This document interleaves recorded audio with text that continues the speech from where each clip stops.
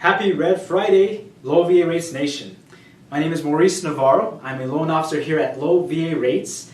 Yes, I'm not Eric Candle or Tim Lewis. I know you've gotten accustomed to them. They're probably working hard today or hardly working. I know Eric is watching right now. But I am stepping in for them today to just go over a few things. I know a different topic was promised for today, but today we are going to be discussing seller concessions. Okay. Real quick though, just wanted to see if you guys had a great 4th of July. I know I did. I got to witness the unfurling of the nation's or the world's largest U.S. flag out at Grove Creek Canyon. That was really, really special. Very, very beautiful moment I got to spend with my family. Be sure to check it out. Low VA Rates, in fact, is their largest sponsor, so we're very proud and honored to be a part of that. Be sure to check us out or Follow the Flag. You can go to their Facebook page and check out get any updates on that. But I had a wonderful 4th of July. I hope you did too as well. Again, so we're going to jump into this. We're going to talk about seller concessions related to VA loans, okay? So real quick, going to the VA's handbook, what is a seller concession? I'm actually going to read this from the handbook, so there are no questions, ifs, ands, or buts. But a seller concession is anything of value added to the transaction by the builder or the seller for which the buyer pays nothing additional and which the seller is not customarily expected or required to pay or provide. What does that really mean? In other words, if there's something that the buyer is responsible for, that they have to pay out of pocket, then the seller can actually help out with those costs. Okay, but you're thinking, wait a minute, VA loans, 100% financing, no down payment requirement. Why would I have to bring in anything anyway? Well, there's a few things, and we're going to touch upon this real brief because I think it's been discussed before, or we can talk about it a little bit more in depth in the future. But the VA allows you to get up to 100% financing. So if you're buying a house that's worth $200,000, that's what the purchase price is. That's the loan you're going to get. $200,000 covers the property. But what about title costs? What about the appraisal? What about any inspections that need to be done? Property taxes, homeowners insurance. Those are all things that are considered closing costs. And what if you're trying to buy down to a lower rate? That's also a lender cost there. So they're costs that are above the value of the property. So technically, the buyer is responsible for these costs. Okay? So, but the VA says, you can get a little bit of help here. So this is where the seller concessions come in. All right?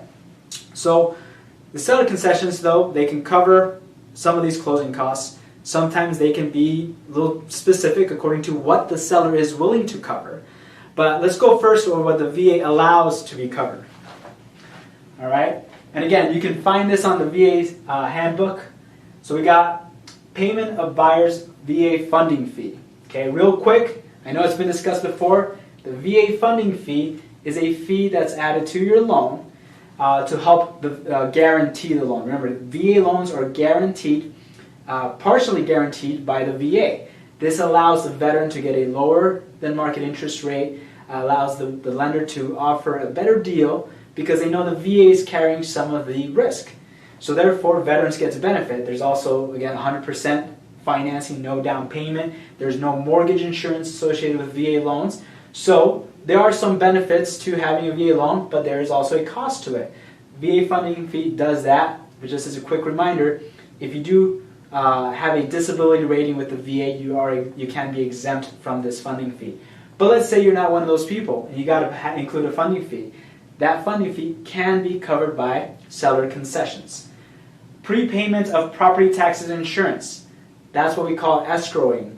So, when you get an insurance policy, typically you got to pay it up front. You pay a whole annual premium or for the next 6 months.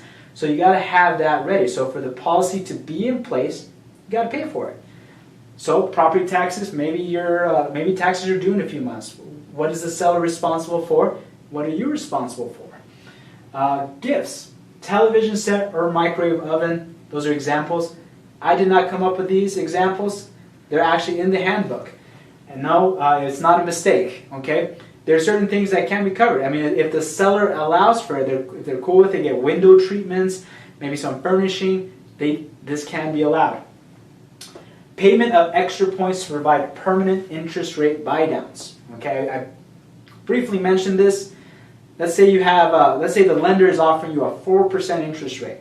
That's the par rate, meaning no lender costs associated with that rate. This does not include an origination fee. We here at Low VA Rates, we don't have origination fees for our home purchase loans.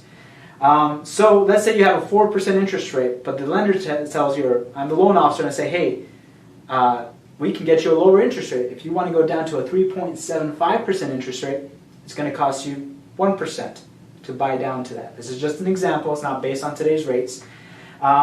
So this point, actually, this 1 percentage point actually can be covered by the seller. Okay?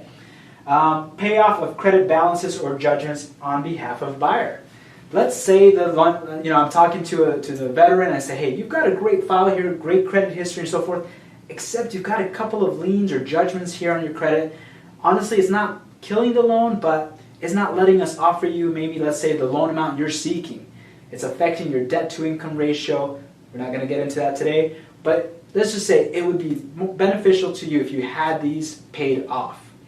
But the veteran says, look, I'm a little tapped out. I got my money. I got to have some funds for the other closing costs, or I've got to help with the move. I've got to travel, from Vegas to West Virginia for my purchase. So I'm already strapped for cash. So these are things that actually can be covered by seller concessions. So the seller, as long as they're okay with it, and sometimes there are stipulations put in the contract, but they can cover this. So a few things to keep in mind. Again, this is not everything. It's not limited to these that I just mentioned, but there are a few things to think about. But there's a limit here. There's a 4% seller concessions, okay? What that means is, let me see if I can give an example here. So let's say you're buying a house for $200,000. That's the purchase price. The VA says you can get up to 4% in seller concessions, which means about $8,000 in concessions. Okay? So that $8,000 can be used to help talk about what we've already discussed. Well, you might be thinking, well, why is there a cap? Why put 4%? Well, FHA actually has a cap as well, conventional, a little bit more wiggle room, but I've seen it as low as 3%, but there are exceptions made. But remember, the VA is there to protect the veteran, you guys.